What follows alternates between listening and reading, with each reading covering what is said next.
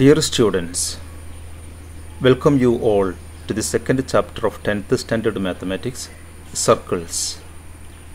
You have learned many concepts regarding a circle. You know how to find out the area and perimeter of a circle. You are well familiar with the terms center of a circle, radius, diameter, chord. Let us think at first. What is a circle? Let us start. Let us define a circle. A circle is the set of all points equidistant from a fixed point on a plane. Let us fix a point at first. Here a point is fixed.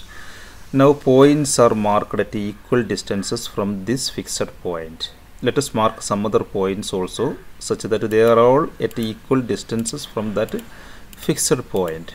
When we mark all such points continuously, we will feel then it as a continuous closed curve. We will call it as a circle. Hence a circle is the set of all points equidistant from a fixed point on a plane. Okay, when we have marked all those points, we feel it as a continuous curve. It will be like this then. A continuous curve will be like obtained, we call it as a circle. This fixed point, we call it the center of the circle. This fixed point is called the center of the circle. Therefore, you have obtained what is a circle and its center. Radius. It is the distance from center to a point on the circle. Distance between center and a point on the circle, or the line joining center and a point on the circle, is radius. See the radius. That is, radius is the distance from center to a point of the circle. Now the chord. A chord is the line joining any two points of a circle. See the chord. It is the line joining any two points of the circle. Now the diameter. Diameter is the longest chord, or it is the chord passing through the center of the circle. See the diameter. It can be told diameter is double of the radius, or it is the longest chord, or the chord passing through the center. Now let us discuss a semicircle. What is a semicircle?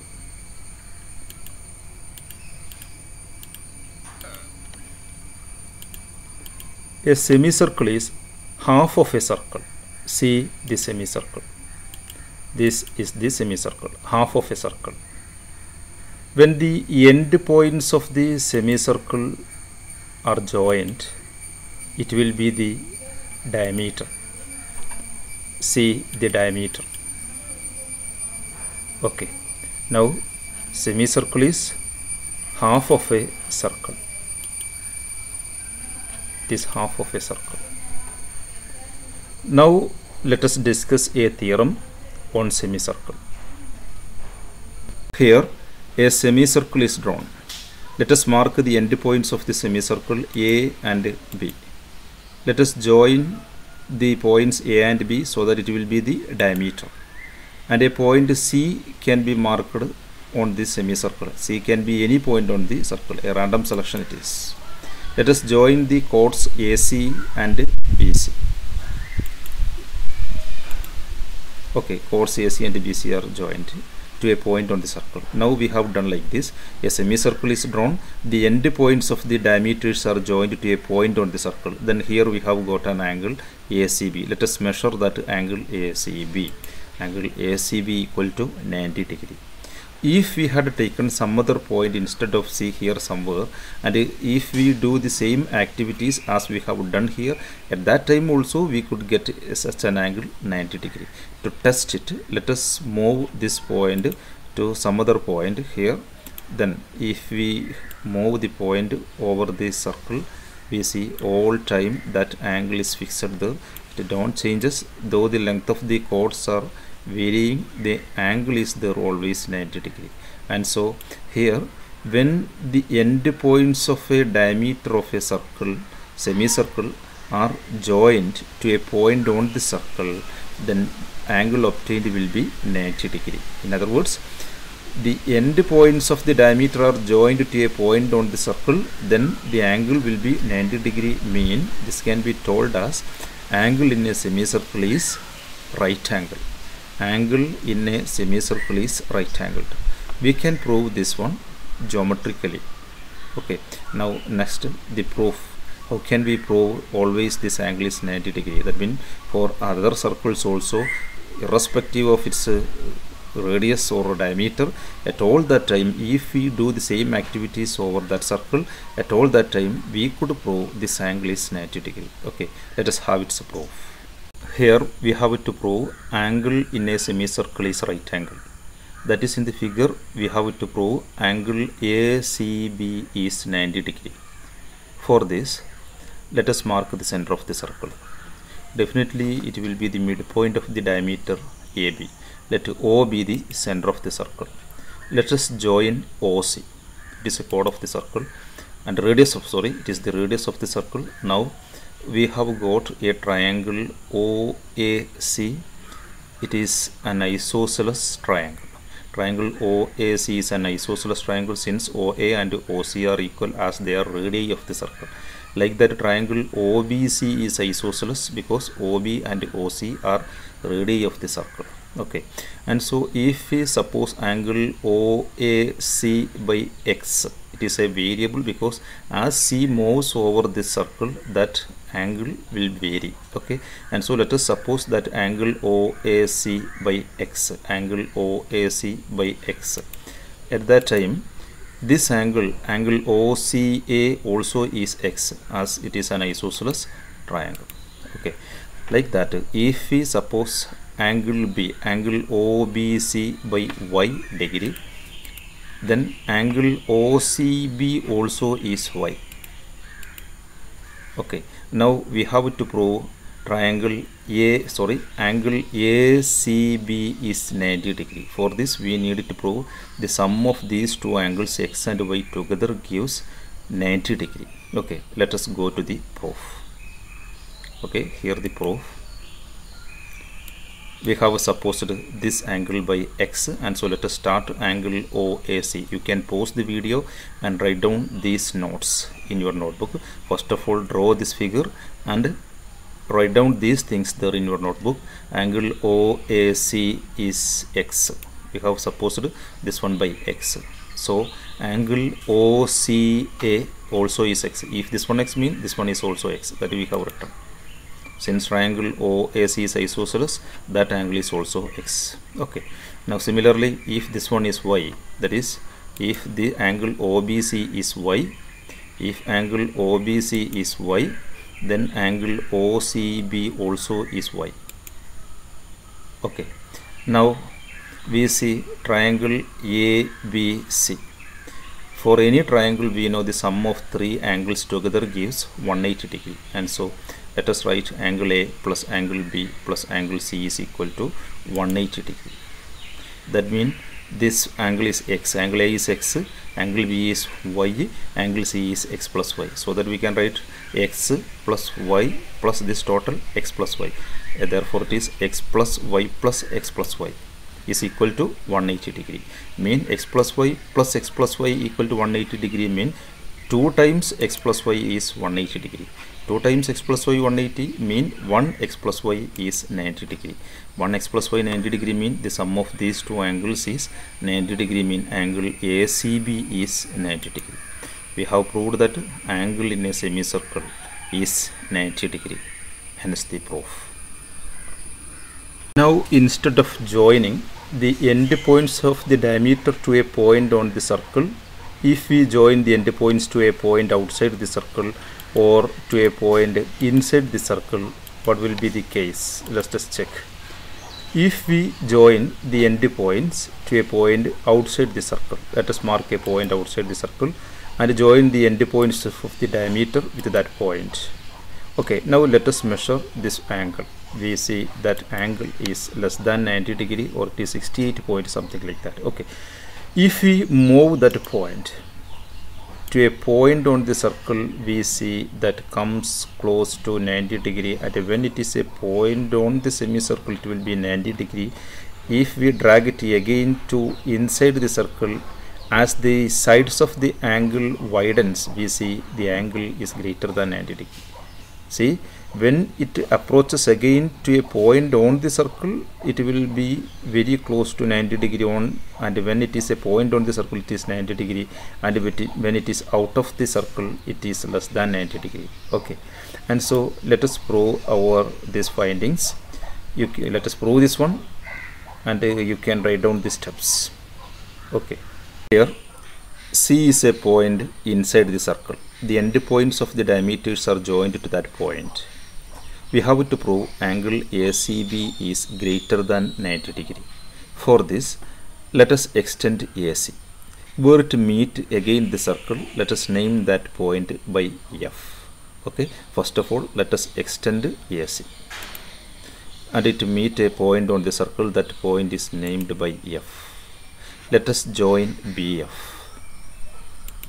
Okay, now consider triangle CBEF. Here angle F is 90 degree, as angle in a semicircle is right angle, that we have already proved. Okay, we need to prove angle ACB is greater than 90 degree. That to triangle CBF, when triangle CBF is considered, angle ACB is its external angle. This one is the external angle. We know one external angle of a triangle will be equal to the sum of two remote interior angles. That means this exterior angle will be equal to the sum of these two angles. Okay, now these two angles together gives this exterior angle. Okay, one angle alone is 90 degree, mean definitely the sum of these two angles is greater than 90, mean angle ACB is greater than 90 degree. Okay, among the components of ACB, one itself is equal to 90 degree, mean when this one is also added with that one, total definitely will be more than 90 degree, mean angle ACB is greater than 90 degree. Hence we have proved. Let us write down these steps. Okay, what we have done here at first, here it is written AC is extended and the meeting point with the F is with the circle is named by F, then BF is joined. Let us write down that one there. Okay, you can draw this figure there, and what we have done here, that you can explain like this: AC is extended to meet the circle at F, join BF, then consider triangle BFC. Okay, now to this triangle BFC, ACB is an exterior angle. Angle ACB is an exterior angle of triangle BFC. Then one exterior angle is equal to sum of two remote interior angles. Therefore, on adding these two angles together, we will get this one. That is written. And angle BFC alone is 90 degree. That is given like this. Angle BFC alone is 90 degree. Okay, that is substituted. Now a 90 degree angle plus something, definitely this sum is more than 90 degree, mean this angle ACB is greater than 90 degree. Okay, hence the proof. You can write down, you can pause the video and write down this in your notebook. Now let us take the other case, when the endpoints of the diameters are joined to a point outside the circle. What will happen? Let us mark a point C outside the circle. Okay, let us join the endpoints of the diameters A and B to C. That is AC and BC are joined. We need to prove angle ACB is less than 90 degree. For this, let us mark the point where the line AC meet the circle by E. Okay, let us join BE. Now consider triangle BEC. Triangle BEC. To that triangle, AEB is an external angle. We know angle AEB is 90 degree, as angle in a semicircle is right angle. Now to triangle BEC, we see these two angles are the remote interior angles of triangle AEB.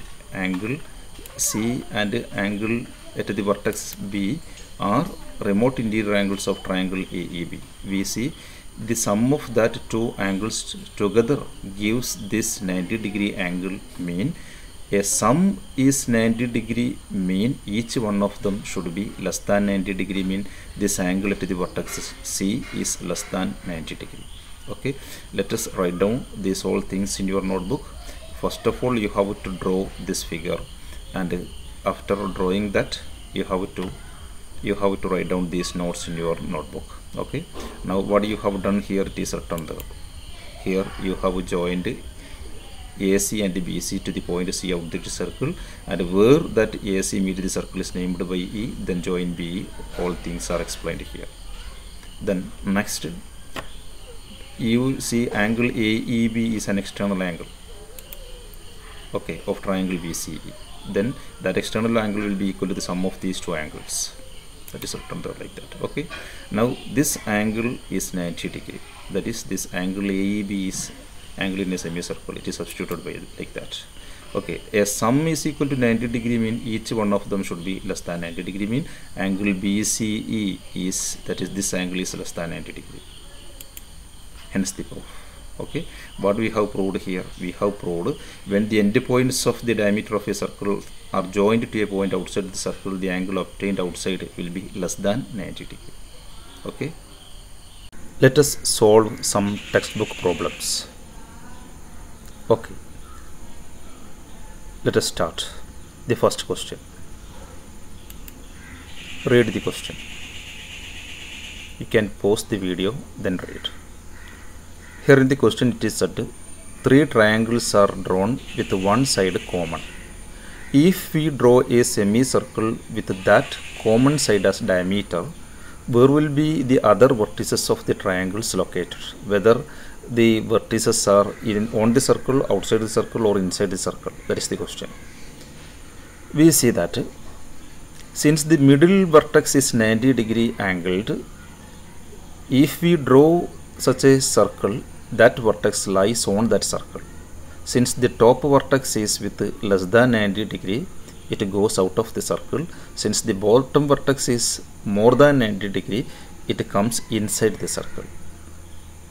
Then let us write down these arguments like this. You can answer it like this. Here the answer. Read the question and answer. Okay, pause the video, then write down the answer. If we have drawn such a circle with this much length as diameter, if we draw a circle or a semicircle, it will be like this. You see the middle vertex is on that circle and the other two vertices are as we said. Now let us go to next question. Now the second question in the page 42 can be done yourself as homework. Let us go to third question. Here, read the third question. Here three sides of a triangle are given, 5 cm, 12 cm, 13 cm. With each side of this triangle, semicircles are drawn. You have to determine where will be the other vertices then. We need not to draw a triangle to answer this one. Anyway, let us draw such a triangle. If it is drawn, it will be like this.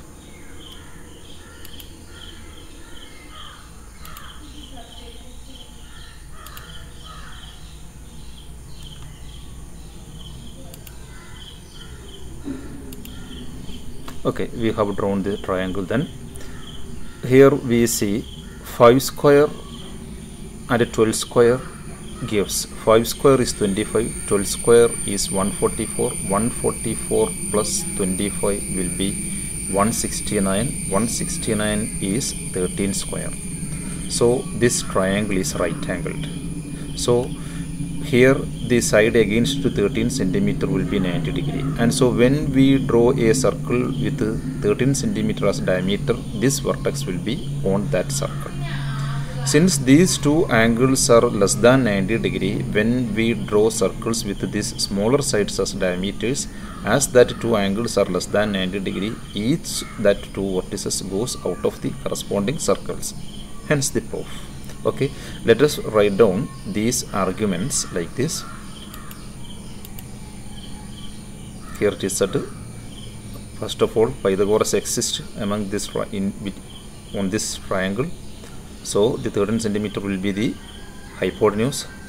So if you draw a circle with that one as diameter, the opposite vertex will be on the circle, and the other two vertices will be out of the corresponding circles, and it is told like that. You can write down this one. Pause the video. You need not to draw such a triangle there. Now just to view the case, when we draw circle with 13 centimeter as diameter, it will be like this. So the opposite vertex will be on that circle. When the other two circles are drawn, you see the third vertex is out of that circle. Here also the third vertex is out of the circle. You need not to draw the figure there, you need only to write these arguments in your notebook. Hence the answer. Let us go to next question. Now let us read the sixth question. Read the question. You see, two circles intersect at A and B. It is said P is the other end point of the diameter of the smaller circle through A. Like that, Q is the other end point of the diameter through A of the larger circle. We need to prove P, B, Q lie on a line. For this, when you answer, you must redraw the figure again. In that figure, you can join AB, PB and QB. Join AB, PB and QB. Okay, now see the figure. AP is the diameter of the smaller circle, and angle ABP is then angle in a semicircle, therefore it is a right angle. Like that, angle ABQ is also angle in a semicircle of the larger circle. That means these two angles are 290 degrees. Then the angle at the vertex B determine 290-degree angles mean their sum is 180 degree. So that these two angles are linear pair. Mean P, B, Q lie on a line. Hence we have done the proof for the first part. Now let us do the second part. Read the second part of the question. There, the centers of the circles are joined. Centers are joined. We have to compare line joining centers of the circles with the PQ. Here we have to prove PQ is parallel to line joining centers and PQ is twice the line joining centers of the circle. Line joining the centers of the circle regarding triangle, it is the line joining midpoints of two sides of a triangle. We know line joining midpoints of two sides of a triangle will be parallel to third side and half of the third side. In other words, we see PQ is double of the line joining centers of the circle and parallel to that line. Hence we have done the proof for the second part. And so let us write these arguments like this. You can write down these arguments after having drawn the figure. You can write down these steps in your notebook. Okay, these are the steps to be written to this answer. Now let us discuss next question. Read the question.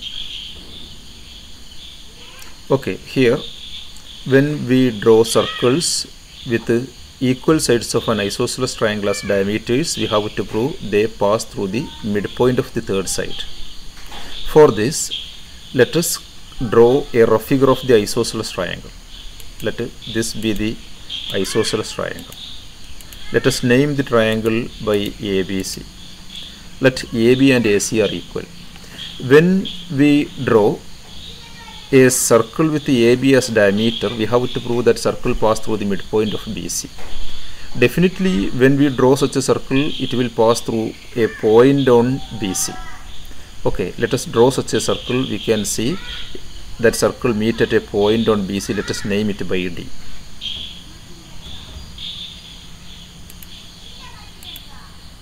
Okay, now we have to prove D is the midpoint of BC. For this, let us join AD. Now we see angle ADB is 90 degree as it is angled in a semicircle since AB is the diameter. That means angle ADB is 90 degree mean AD is perpendicular to BC. Now triangle ABC is isosceles. We have drawn from the vertex a perpendicular to base mean in an isosceles triangle when a perpendicular is drawn from base, from vertex to base, it bisects the base. In that way, D is the midpoint of BC mean this circle with the AB as diameter pass through the midpoint of the third side. Hence, we have done the proof. Okay, these arguments can be written like this. You can draw such a rough figure, then you have to answer these steps in your notebook. These are these steps that we have been discussing. You can pause the video and write down these steps in your notebook as the answer to question number 7. Now we have been discussing the questions in the page 43 of your textbook. Now we have discussed 4 questions. Still 4 questions are left as homework for you. Question number 2, 4, 5, 8 are homeworks for you. You have to do those questions yourself. After that, let us discuss later.